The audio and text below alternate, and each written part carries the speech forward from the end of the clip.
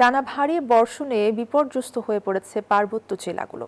প্লাবিত হয়েছে বান্দরবানের লামা এবং আলীকদমের বিভিন্ন নিম্নাঞ্চল। বিভিন্ন স্থানে যোগাযোগ ব্যাহত হওয়ার পাশাপাশি বিচ্ছিন্ন হয়েছে অনেক এলাকার বিদ্যুৎ সংযোগ। বাড়ছে পাহাড় ধসের শঙ্কাও। বিস্তারিত ডেস্ক রিপোর্টে। পার্বত্য অঞ্চলে থেমে থেমে বৃষ্টি হচ্ছে। এতে নিম্নাঞ্চল প্লাবিত হওয়ার পাশাপাশি বিভিন্ন এলাকায় জলাবদ্ধতার সৃষ্টি হয়েছে। অনেক স্থানে বিচ্ছিন্ন হয়ে পড়েছে সড়ক যোগাযোগ। টানা 3 দিনের ভারী বর্ষণে পাহাড় ধসের শঙ্কায় দিন পার করছে বান্দরবানের বিভিন্ন উপজেলার হাজারো মানুষ।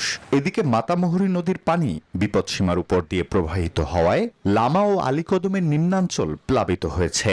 সড়কের একাধিক স্থান পানির নিচে তলিয়ে যাওয়ায় সব মশার বিরুদ্ধে সুরক্ষা দিতে এলো বসুন্ধরা এক্সট্রিম অ্যারোসল। মশার বিরুদ্ধে এক্সট্রিম সুরক্ষা। যোগাযোগ বন্ধ রয়েছে।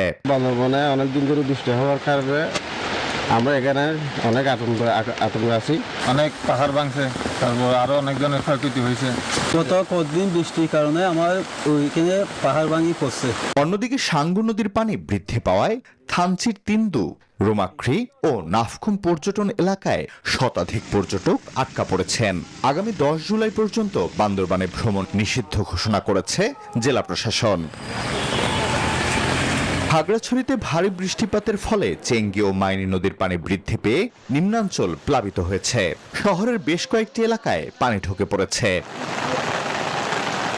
রাঙামাটিতেও হালকা বৃষ্টিপাত অব্যাহত রয়েছে।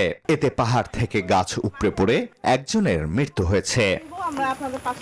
এদিকে টানা বৃষ্টিতে বিপর্যস্ত হয়ে পড়েছে কক্সবাজারের জনজীবন। নতুন করে দেখা দিয়েছে পাহাড় ধসের শঙ্কা। উৎকণ্ঠায় দিন পার করছেন পাহাড় ঘেঁষা ও ঝুঁকিপূর্ণ এলাকার লাখো মানুষ। প্রাণহানি এড়াতে ঝুঁকিপূর্ণ এলাকা ছেড়ে নিরাপদ আশ্রয়ে যাওয়ার আহ্বান জানিয়েছে প্রশাসন।